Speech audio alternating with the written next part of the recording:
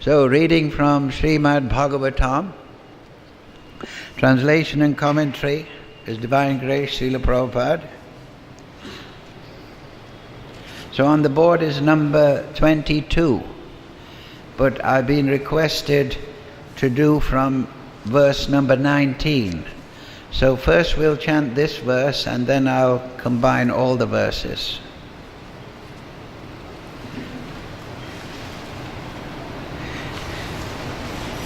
Please repeat.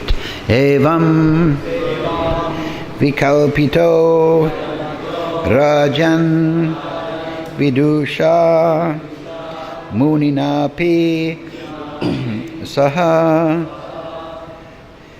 prashrayavano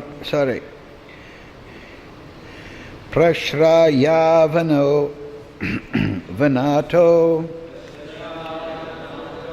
bhayaha. Sorry, my voice is very bad today.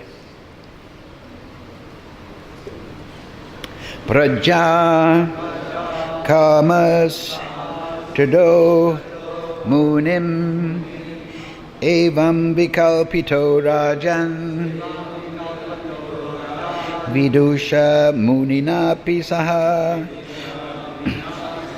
prashrayavanato bhaya prajakarmastato munim evam vikalpito rajan vidusha munina pisaha prashrayavanato bhaya prajakarmastato munim evam vikalpito rajan vidusha munina pisaha prashrayavanato bhaya prajakarmastato munim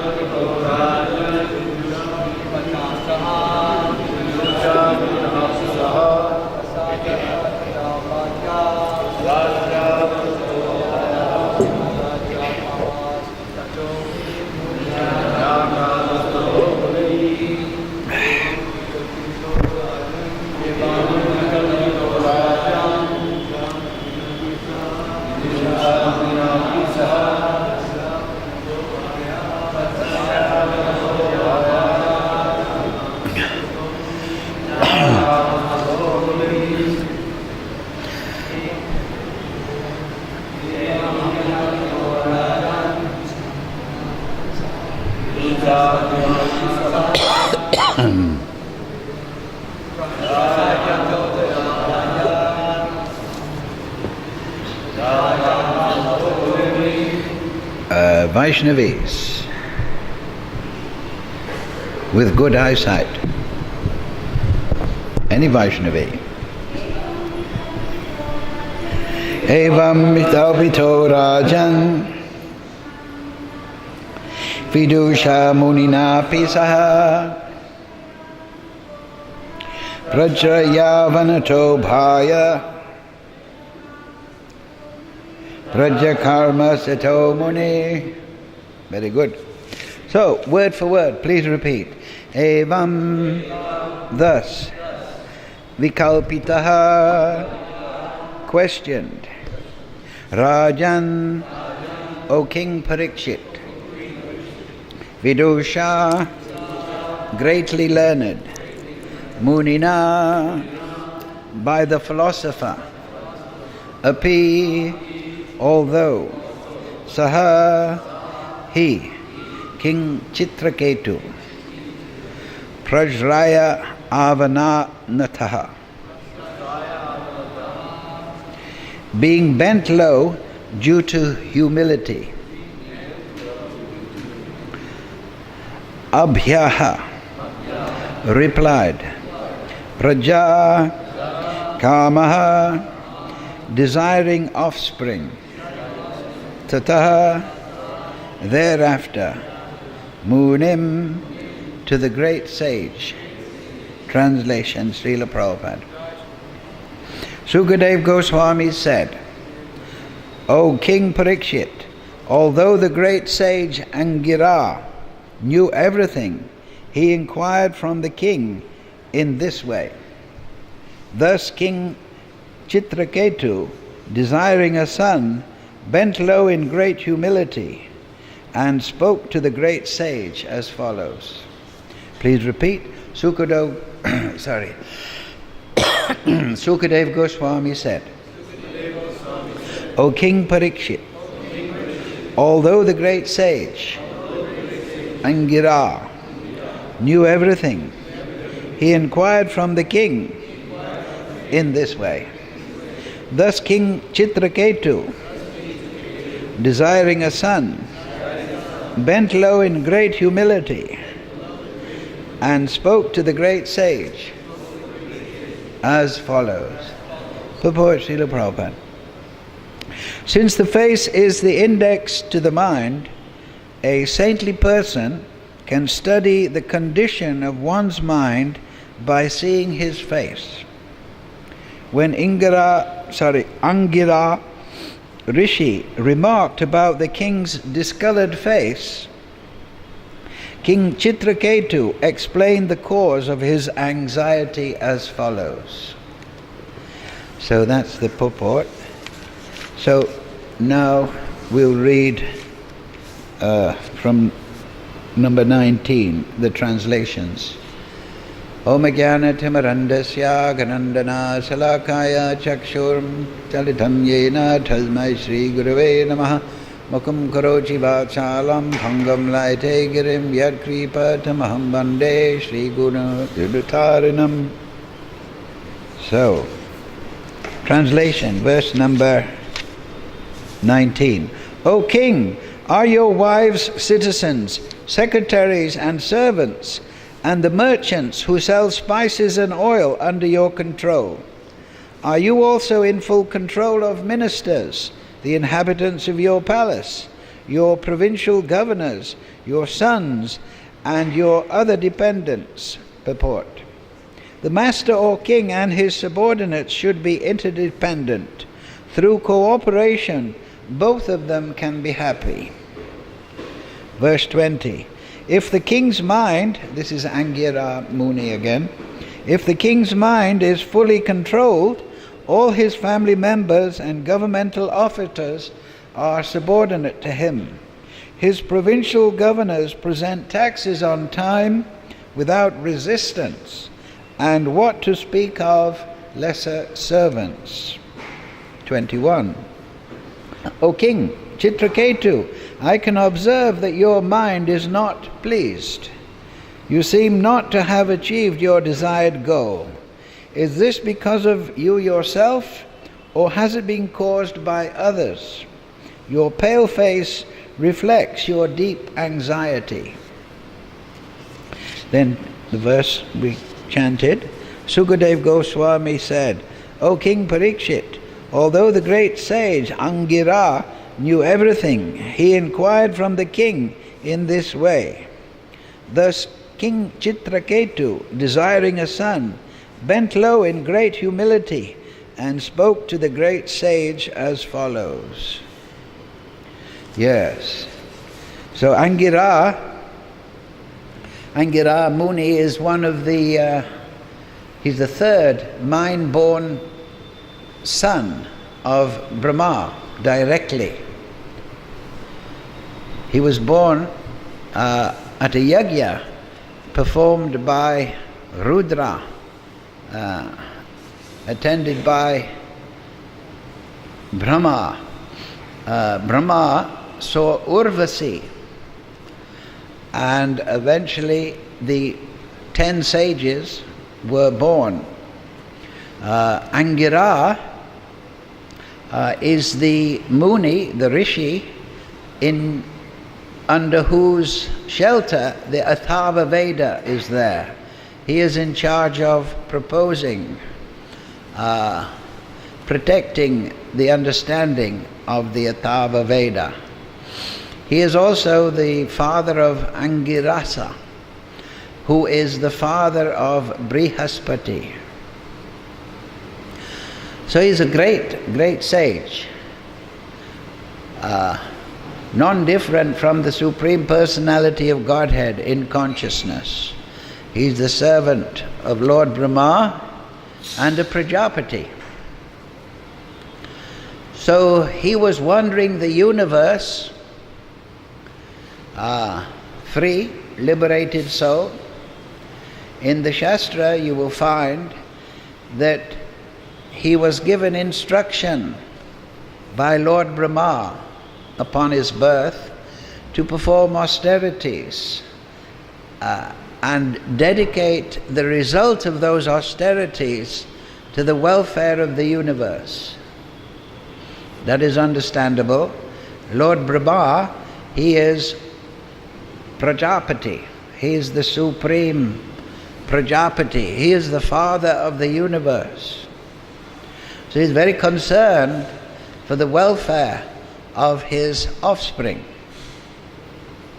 So Angira was told by Lord Brahma, you are free to perform austerities and go here and there, but I will call upon you for specific tasks. Angira accepted this direction of Lord Brahma. So here we have Angira Muni happening upon the court of Chitraketu. Chitraketu, he was the king of Surasena, the ancient kingdom. It's not specified which yuga this meeting took place, but we can, from the preceding verses, the king lived in great opulence with so many wives. He was a great king, very pious.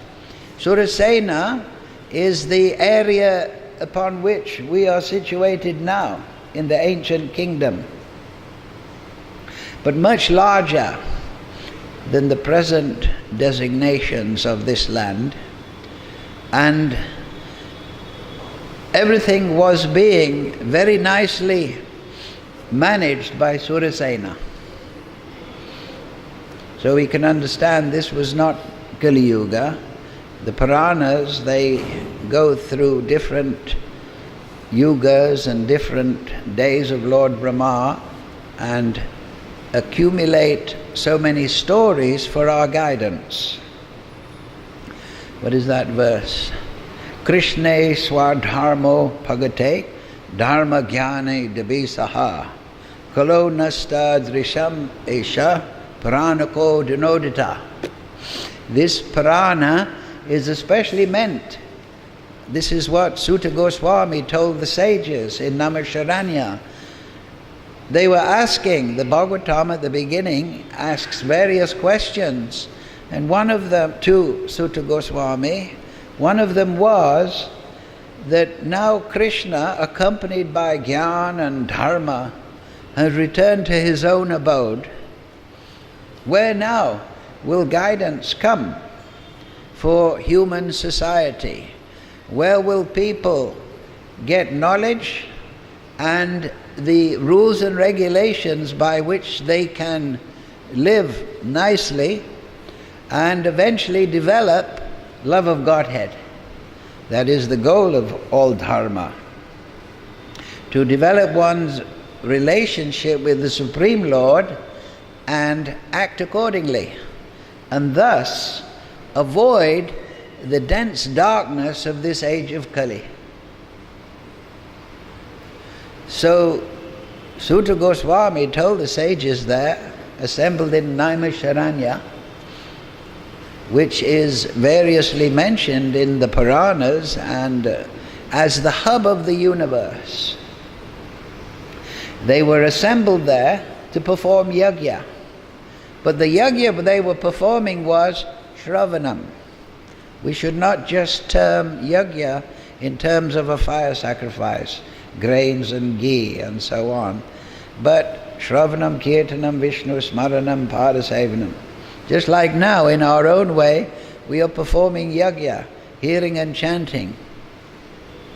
So, the answer there was Paranaka Dinodita. This Parana has arisen like the sun to dispel the darkness of Kali Yuga.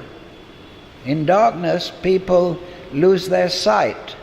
It doesn't matter how good your eyes are, but if you don't have the sun, you cannot see. So, Kalo Nasta Drisham, Isha, all these people that have lost their sight because of the darkness spread by Kali and the agents of Kali, Paranaka Dinodita. This Parana has arisen like the sun. So within these stories, there is great guidance.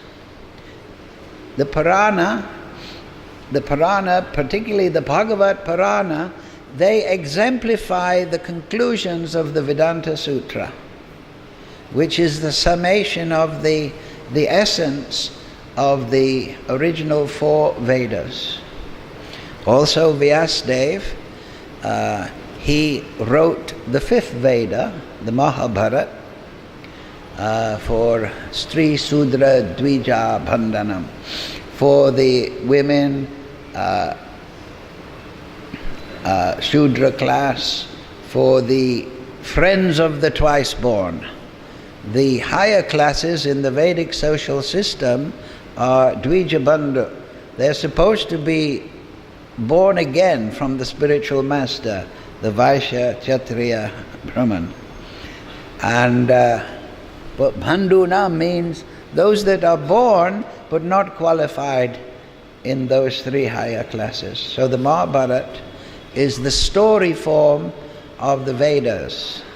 And just as the Vedanta Sutra is the extract of the original 4 Vedas, so the Bhagavad-Gita is the extract of the Mahabharata.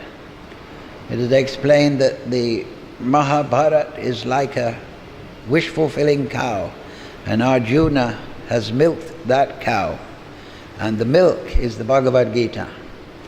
So both the Bhagavad-Gita and the Vedanta Sutra are the essence of the Vedic teachings, but they are exemplified particularly in the Amula Puran, the spotless Puran, the Srimad Bhagavatam. Why is it spotless? Because though the stories in the Bhagavatam,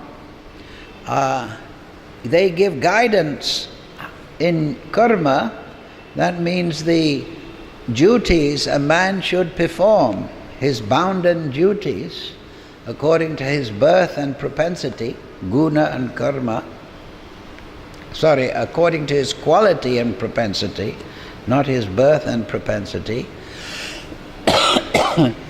They explain karma. Karma means to follow your duty. Karma yoga means to follow your duty and offer the result to the Supreme Lord. And also Gyan is there, rational analysis and detailed analysis of our relationship with the Supreme Lord. This is all in the Puranas and even the Srimad Bhagavatam. But the special quality which makes the Bhagavatam the Amala Puran is the fact that all these discussions of karma and jnana, they port to one end. Krishna explains that end. Vedanta krit vedavid eva chaham. That all the Vedic knowledge point to one thing, and that is the elucidation of the Supreme Lord, our relationship with the Supreme Lord, and how to act accordingly and develop Krishna Prem. Hare Krishna, Krishna Krishna, Hare Hare, Hare Ram, Ram Ram, Hare Hare.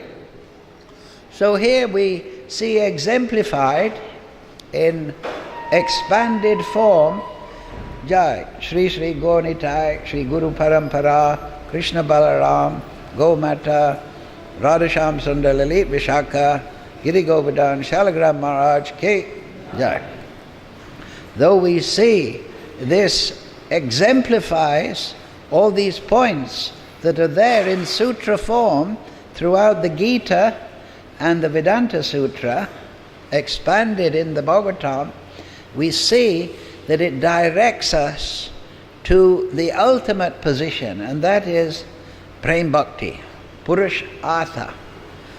The Vedas are giving, yes, perform your dharma according your karma, and then you'll get artha, you'll get a comfortable material position, and then you can enjoy your senses. But then, seeing that the fallacy of this regulated material enjoyment, seeing it as ultimately temporary and full of suffering, you will go for prem, which is the fifth goal, and the supreme artha, the supreme wanted, the supreme necessity. Prema prayojan. Prayojan means goal, but also necessity. It is a necessity because without prem, you cannot be fully liberated from your material entanglement. What is that verse? Third canto. Muktir hitavan yata rupan swarupena avivastiti. If you want real mukti, swarupena avivastiti, you must be situated in your spiritual relationship, your spiritual nature, your spiritual form. And in that relationship, develop prem. And then that is real mukti. Real mukti is not just to renounce, but it is to become attached, not to the Maya Shakti, illusory offerings of Durga Devi, who tests us in our sincerity, but rather to become attached to the lotus feet of Sri Krishna and his intimate devotees. This is the goal, and it is the necessity, or else we will simply return to Janma, Mrityu, Vyadhi. We'll just birth and death, disease, Jara, old age. Jara and Vyadhi, their brother and sister. Old age and disease. So it is a necessity to become a devoted, purified lover of the Supreme. And Lord Chaitanya has explained that this is the natural condition. What is that verse? Nitya Siddha Krishna Prem Sarukavanai Shravanadi Surachitte Kride Udai. The Krishna Prem is there in dormant condition in the heart. How is it awoken? It is awoken by Shravanadi, by hearing and chanting. Shravanam, Kirtanam, Vishnu Smaranam. Then Surachitte, Chetadapanamajinam. The mind, the consciousness becomes purified, the body becomes purified as a result, and then Prem awakens from within the soul, from just like in the right condition a tree awakens from the seed. So in Kali Yuga, we must avoid sinful activity, following regulative principle, and then Shravanam, Kirtanam, Vishnu Smaranam, Padasevanam. This will awaken our natural attachment to Krishna and Krishna's pure devotees. So the stories in the Bhagavatam, they exemplify this. And here we see, exemplified in the life of Chitraketu, the fallacy, the paucity of material attachment. He is the king of a great kingdom, unlimited. And as Angira Muni has explained, are your ministers working nicely? The governors are giving their taxes? Are your family members and your close servants, are they all obedient to you? And he makes the point that those subordinates in the organization of material society, they will be naturally harmonious with the desires of the king if the king's mind is controlled. It is natural that the subordinates look to their superior. And if the superior is a trustworthy, kind, and a giver of shelter to the praja, just like Lord Brahma requested Angira, look after the universe for me. These are all my children. In the same way, the king takes the position of Lord Brahma and he should care for the praja. Unfortunately now, Kali Yuga, we have false leaders who are deliberately degrading and degenerating the praja. Drugs, illicit sex, horrible music, bad diet, using the people as cannon fodder, as a means to make profit through war. This is the leaders of Kali Yuga. At the beginning of the Purana here, it is explained that Kali, he's a very evil-looking, dark personality, and he is dressed as a king, as a leader, but he wants to destroy dharma. And only one leg is left on the bull of dharma, and that is truthfulness, and he is hacking away at that. Kali is the age of quarrel and hypocrisy.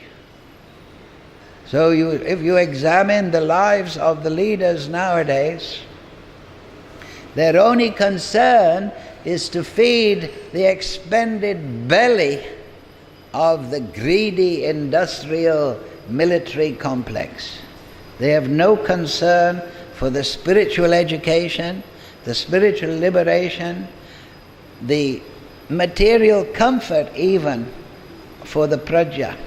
The praja are wandering, begging for medical treatment, dental treatment, for shelter, for wife, for food. Give me some engagement. But the economic system in the world nowadays is made for exploiting the people. It is made for making unemployment. In the Gita, Krishna says, Klesho adhikarascha, tells Arjuna, did you have a right, Arjuna, to perform your duty, your karma? You have a right. Every man, every woman, they have a right to have a situation. This is adhikaras, right, qualification.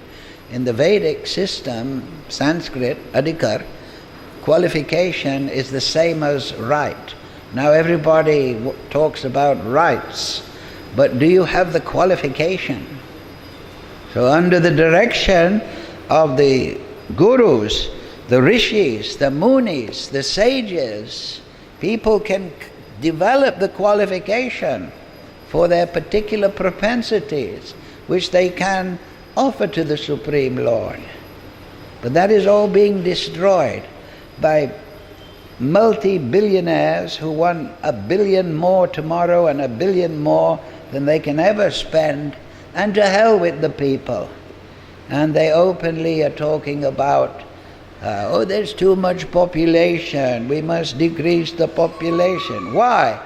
Because if there's only 500 million left, they'll be easier to exploit. So this is a very terrible condition. Kalo nasta. People have lost their sight, and it is being deliberately constructed and covered by the demoniac agents of Kali, knowingly or unknowingly. And you should know that Kali is not just an impersonal force. The Supreme Lord is not an impersonal force. Lord Chaitanya, he has his own personal arrangement, his own plan. And so has Kali. Kali, his plan is that, to destroy the qualities of leaders. Here though, it is explained, one big point, like we say, is that if the leader is disciplined with his mind controlled, and how do you discipline and control the mind? That is in the first verse of the Bhagavatam. Param Satyam Dhimahi. To meditate on the absolute truth. If you are not in knowledge of the absolute truth, how will you ever meditate on the absolute truth? There are so many bogus spiritual teachers, and they will say God is out of touch, God is impersonal, there is no God, scientific atheism, all sorts of nonsense theories are proposed as an explanation for the universe and the creation.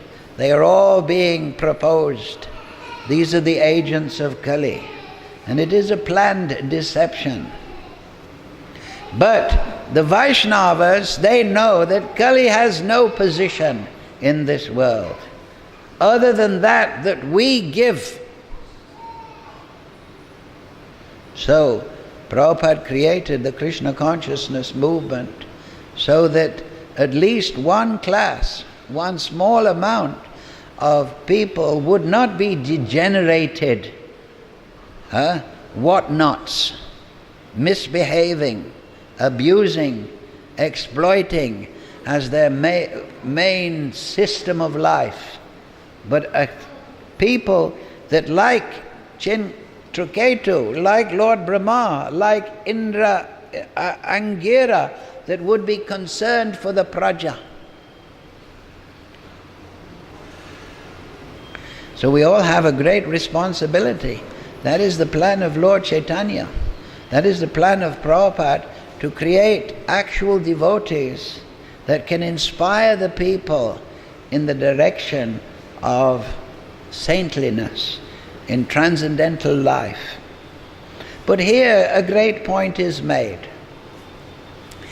Surasena was a great kingdom, Chitraketu was the great leader, but he had so many wives, as explained, it's almost hard to believe. He had millions of wives, so you can imagine his opulence and his area, but no son. So it is explained there that a hungry man, he cannot enjoy anything because his hunger is burning, right? You may be the king of the world, but if you're hungry and thirsty, then how much happiness will show on your face. So Angira Muni could see. And of course, though we say Angira happened upon the court of the king, actually this is all the arrangement of the Supreme Lord. The Vaishnavas, and this is in the Gita Mahatmya and also in the Bhagavad-Puran, that the Supreme Lord enters the heart of his devotee and he enjoys pastimes there. When Srila Prabhupada went to America, we should not think he went alone. He went with Lord Chaitanya. What is that verse? Krishna Shakti Vina Nahi Tara Pravatana. Without Krishna Shakti, without carrying Krishna in your heart, you cannot describe the conclusions of the Vedas. Nahi Tara Prabha. You cannot spread those. For Prabhupada was carrying Lord Chaitanya, and all the results and all the rishis within his heart. And if you hear Srila Prabhupada and study his writings, you also will be able to carry Lord Chaitanya and Lord Nityananda within your heart. And that is your responsibility. So Angira saw, oh, Surasena is not looking perky. Could see in the face. This is the science of physiognomy, the shape of the face. But not only that, the mood is portrayed in the face. So he could see by his mystic vision. That means because his consciousness is harmonized with the Supreme Lord. So whatever thoughts are provoked within his consciousness, they are satyam, they are truth, they are not illusory. This is the quality of the great sage, that what he hears and sees and thinks, they are in harmony with the transcendence. Whereas the opposite of true, for those who are materially conditioned, everything they think is partial, illusory, distorted knowledge. And on this basis they propose all sorts of material, political and psychological, social philosophies that are practically useless, that only make the problem worse, because it is just another layer of Maya upon another layer of Maya. So Angira could see the heart of Chitraketu, and he could see, and he inquired, what is the problem? This is also another point, that the great sage, he does not display his opulence. He didn't walk into the court of Chitraketu and say, I know what your problem is. I can look into your heart. No. He related to Chitraketu on his terms, out of humility. But with an eye to helping Chitraketu.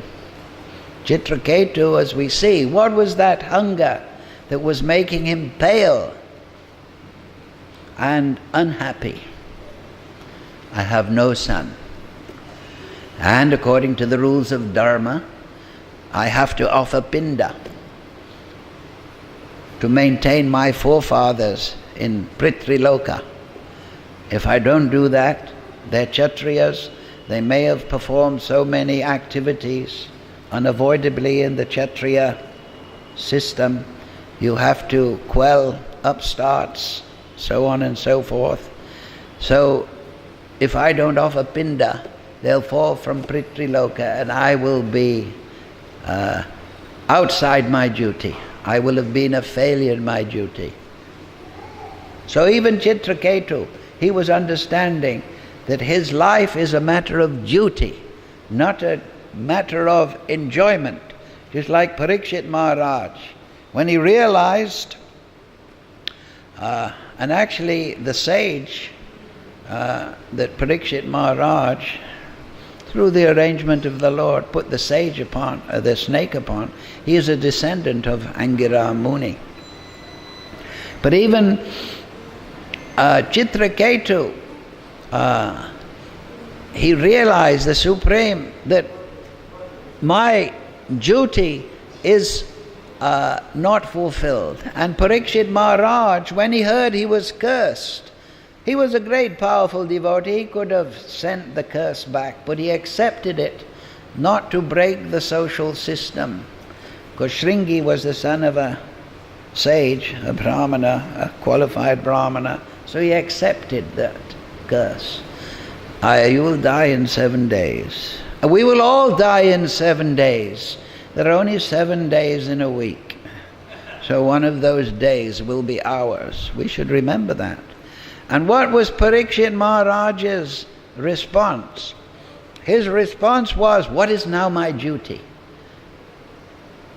He didn't think I've got 7 days left to enjoy like these foolish people. He thought, what is my duty now? I've performed my whole life, my duty to the kingdom. Now what is my duty? So Sukadeva Goswami, yes, you should hear and then go back to Godhead. That is your duty. So this is the message of the Srimad Bhagavatam. But Chitraketu is not exactly ready to hear that. So Angira Muni is inquiring, what is troubling you, O king? Chitraketu will come forward. He will explain, oh, I don't have a son and I feel that I will fall down in my duty to my forefathers. Plus, naturally, a man gets married, he wants to have children. He wants to expand his lineage, particularly Kshatriyas, touched by Rajagun. They want to expand their lineage. They want to be remembered as a noble king. They want to be thought of as a Prajapati, a father of the children. Now people, of course, are having sex and producing children like cats and dogs. If you remember, at the beginning of the Gita, what was Arjuna's main problem? If I destroy all these great personality, the women will be unprotected by noble men, and by the nature of women, they will become seduced by perfumes and sweet words, by low-class men, and Vana Shankara will be produced, and then society will go to hell. This is the key reason why women should be protected. They shouldn't become bellicose men attempting that. They should be protected. Why? You protect things that are most valuable. So when women are protected and producing good children through garbha samskaras, through the directions of the Shastra, then noble children will be born and the praja will be successful and protected. So, just because the Veda says women should be protected by the father, the husband, and then the sons, it does not mean that they are lesser. It means it's because they're most important for the progress of society.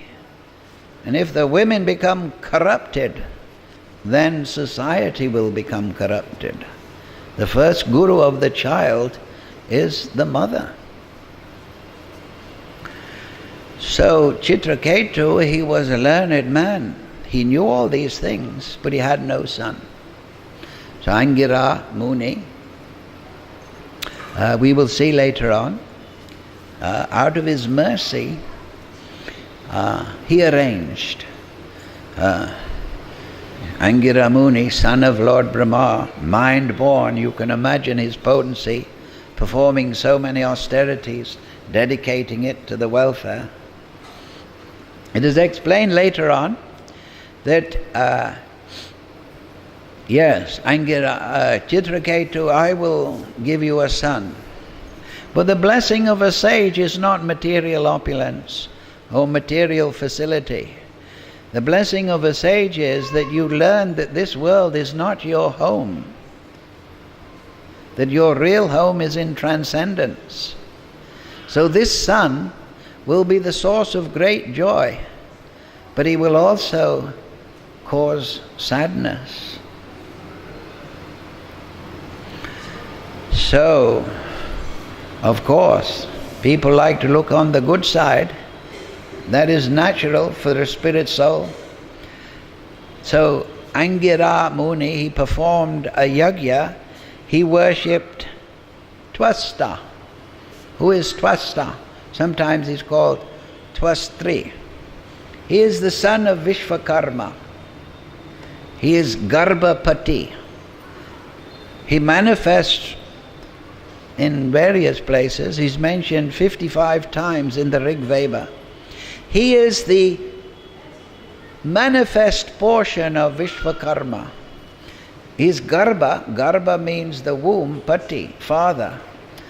That is one of his functions.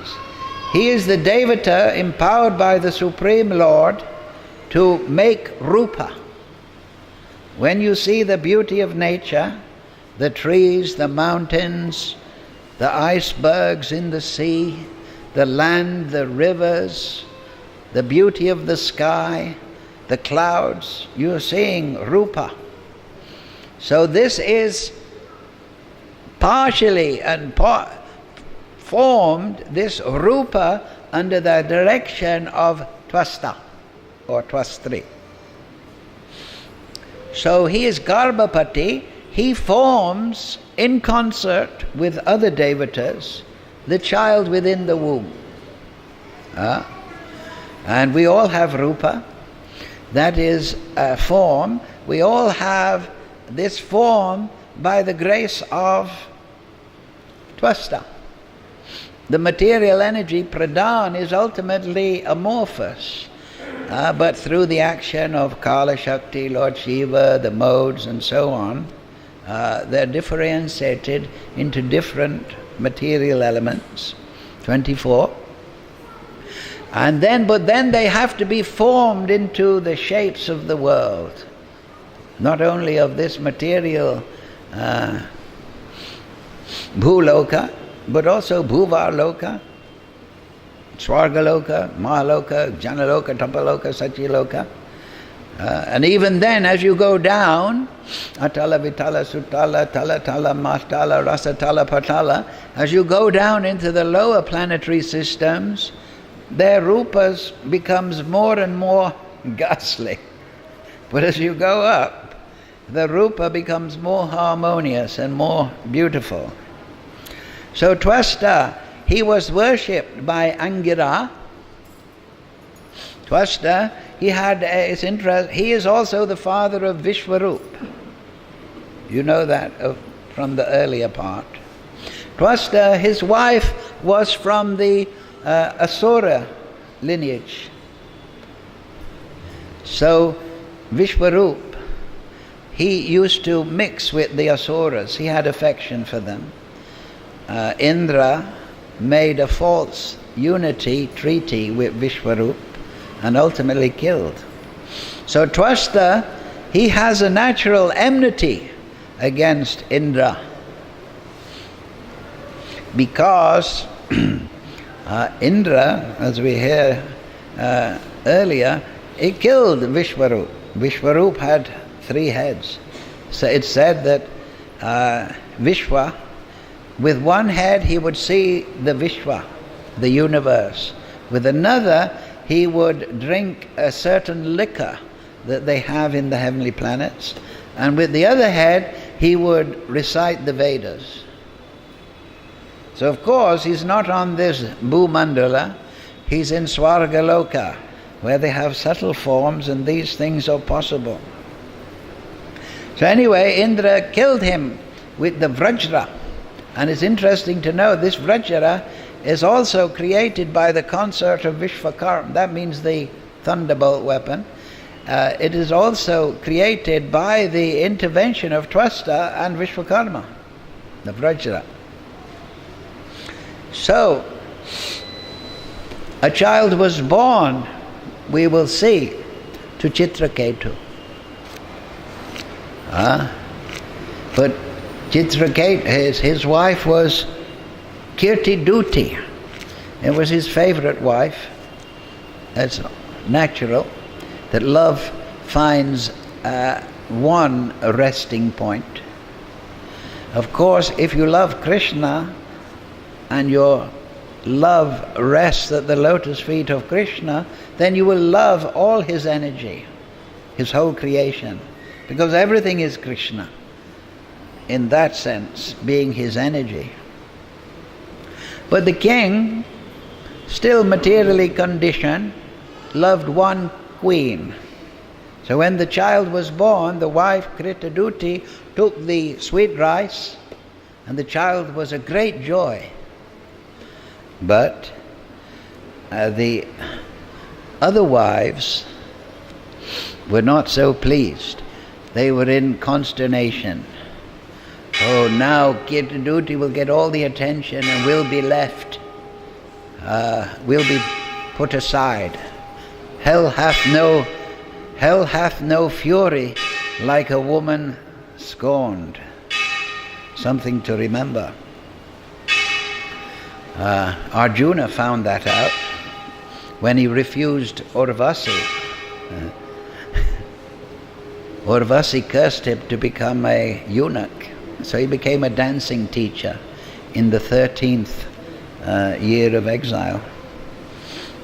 Urvasi approached him in Svargaloka and said, oh, he's very attracted to Arjuna. Arjuna is the son of Indra. Yeah, so you can see it's all tied together. And, oh, please, let us have union. But Arjuna knew the lineage of his family and he said, no, sorry, you're my mother in the lineage. But then Urvasi countered, no, those laws don't apply here in Svargaloka. But Arjuna said, no, but I'm still bound to my family upon Bhumandala. So Urvasi also, hell hath no fury like a woman scorned, cursed him, you'll become a eunuch. So he became the dancing teacher of whom? Uttara. So the other wives, they did a most despicable deed and murdered through jealousy, envy, the child. We'll finish at this point, and in later classes we can expand upon the other stories. We will leave the result hanging. Of course you can pick up a Bhagavatam and search forward. And many of you are already great sages, you know the result. So that is the blessing of a sage. Yes, you can have your son, but my real blessing is that you'll lose your material attachment. You see this material world for what it is. It is Durgadam. It is not a place of happiness. Dukalayam asashvitam. What we take for happiness, we're just spectators at the agitation of our senses, and we interpret it as happiness. But real happiness is rooted in the soul by seeing the satisfaction of Gonitai, the Panchatattva, Radha Krishna and the pure devotees. And how do we satisfy all these great leaders in Kali Yuga? Hare Krishna, Krishna Krishna, Hare Hare, Hare Ram, Ram Ram, Hare Hare. So thank you very much for your attention. Any questions? Quick questions? Aha.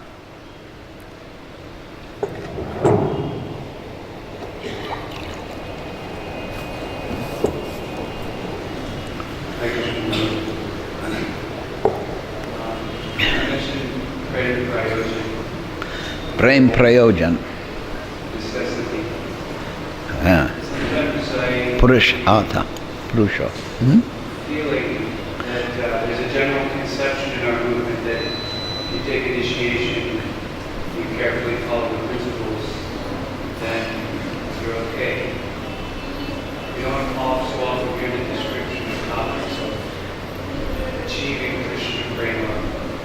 Whenever these things sometimes are brought up, it's thought as a very high thing, or achieving one's spiritual form. In my experience, these topics, they don't go over so well in certain audiences. What topics? For example, the attainment of prema and what that entails. Well, Prabhupada preaches prem, and his books preach prem. This is the final conclusion.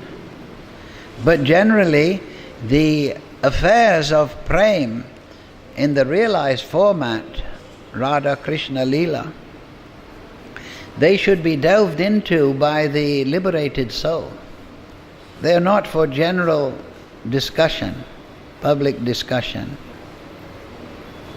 So, understandably, Gita, Bhagavatam, these classes in a public format, they do not, and it is not advisable that the neophyte contemplate the relationships in the transcendental abode as revealed by Lord Chaitanya and the Chaitanya Charitamrita, unless he is well grounded in following the regulative principles, well grounded in Sambandha Gyan. This is, or else the tendency will be Prakrita Sahajiya. He will interpret those loving affairs between Radha and Krishna according to his material conditioning. And he'll think that in various ways, according to the person, that these are material relationships. Or at least he'll think the spiritual world is just like the material world in this various way. So those topics, if you are attracted, and certainly they are very necessary, you should find qualified Sangha and guidance. And if you can't find that, then you should read the writings on these subjects of the great sages, like Prabhupada in Krishna book, like Bhakti-Vinod Thakur in Jaiva Dharma. That will give you a good grounding. First we should learn Sambandha Tattva, the relationships between Krishna and his energies and their interrelationships. Then we can progress to Rasa Tattva. When we're liberated and we are Nishta and we are overcoming to a large extent the anathas of material conditioning, then we can apply our intelligence to Rasa Tattva. But if we do that at an immature stage, that is not the process given by the Acharyas. That is the process given by the Sahajiya. Immediately go to Radha Krishna. Immediately go to Prem. Start discussing it. Yesterday I was a rickshaw walla. Today I have my silly pranali. And I'm meditating on myself as a gopi serving Krishna. This will take the person to hell. This will break his advancement. We should Mahajena Katasva Pantha. We should understand our relationship to the Supreme Lord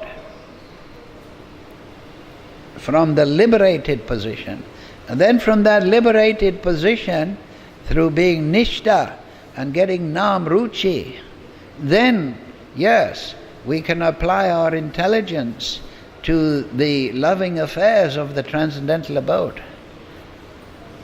The Bhagavatam, the 10th canto, is the 10th canto.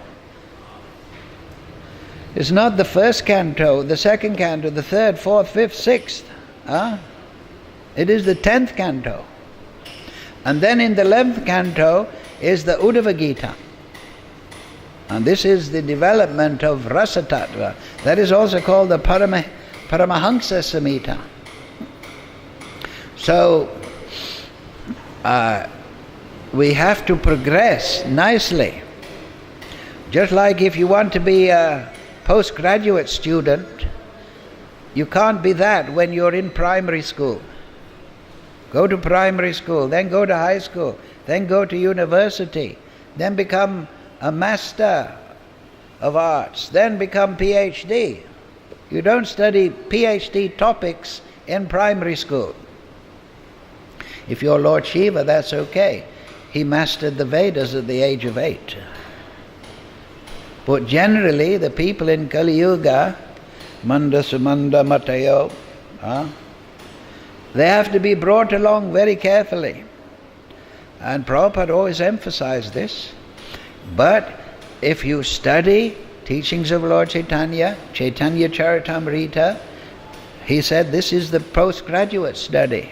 But first become grounded in Bhagavad-Gita, then the expanded form, the Srimad Bhagavatam. Then delve into the expositions that Ramananda Roy gives to Lord Chaitanya, Sanatan Shiksha, Rupa Goswami Shiksha. Take everything progressively.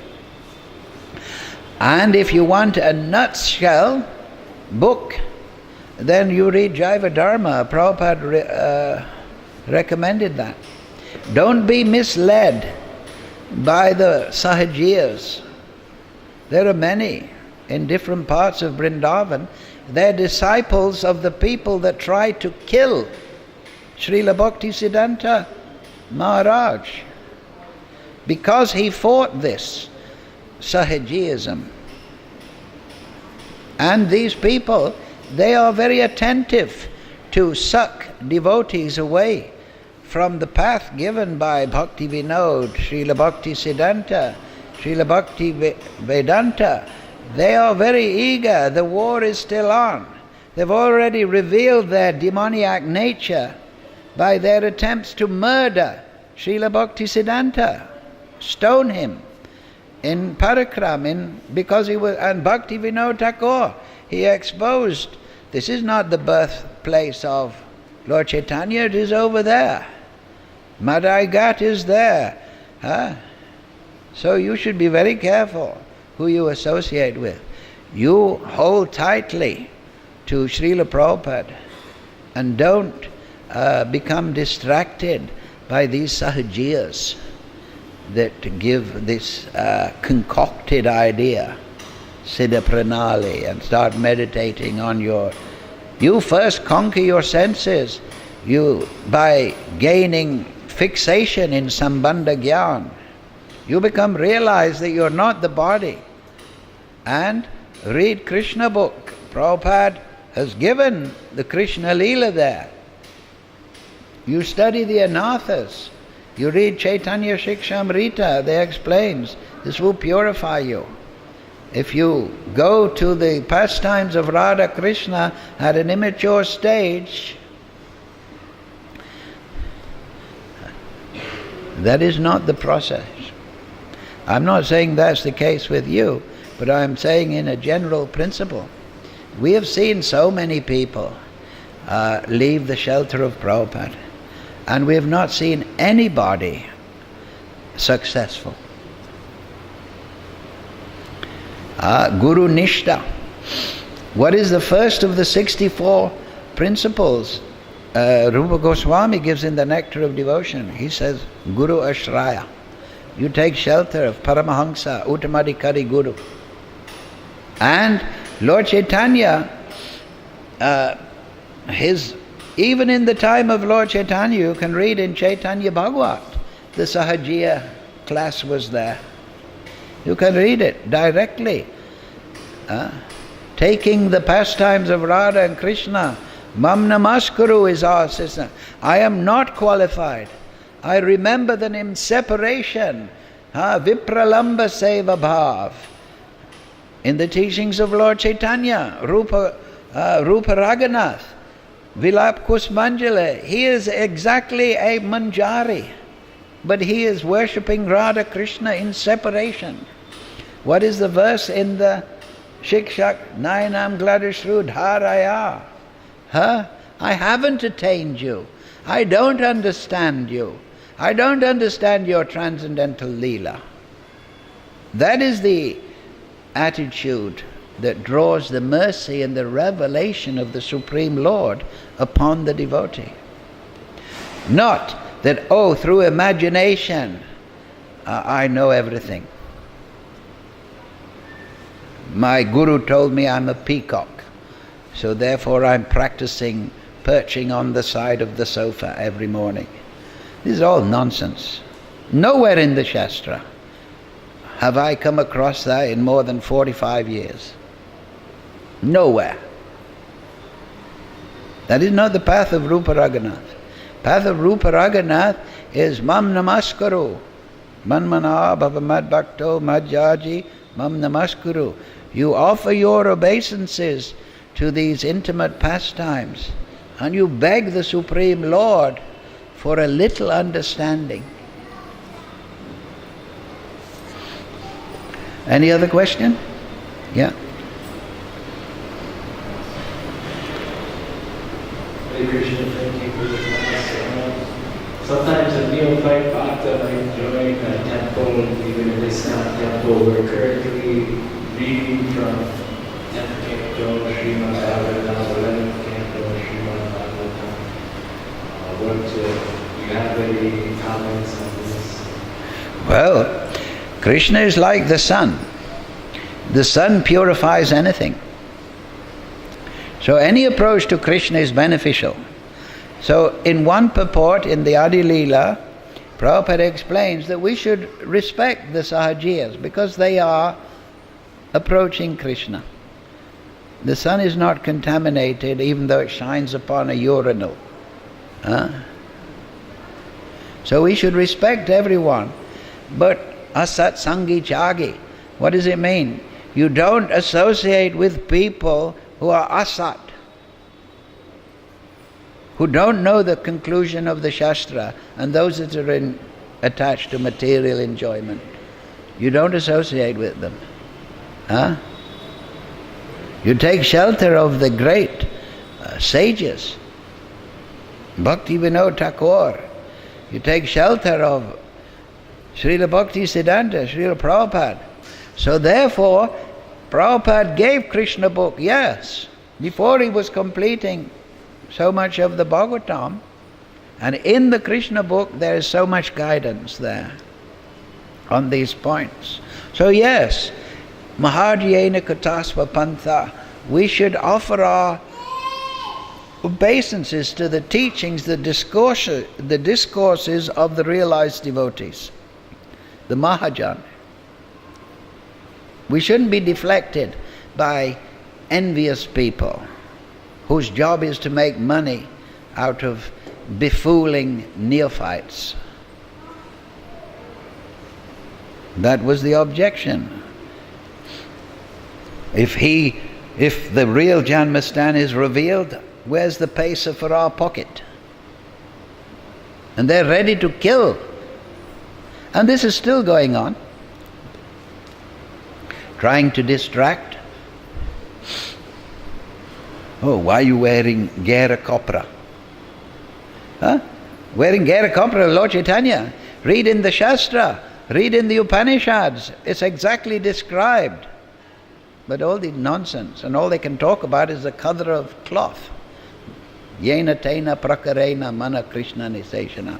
If all you can talk about is the color of cloth, and oh, Prabhu, why are you calling me Prabhu? That is from Mahaprabhu.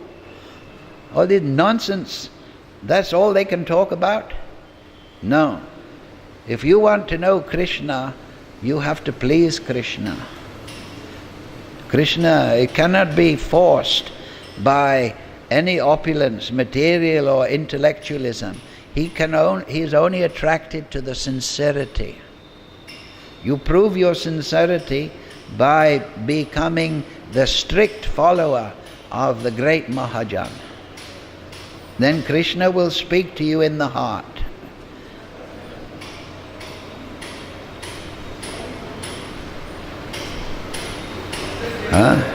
So you read the writings of the great acharyas,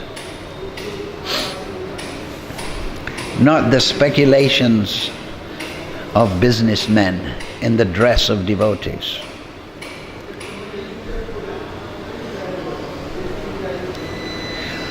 Srila Prabhupada, Srila Bhakti Siddhanta, Srila Bhakti Vinod Thakur Ki Jai. Thank you for your kind attention.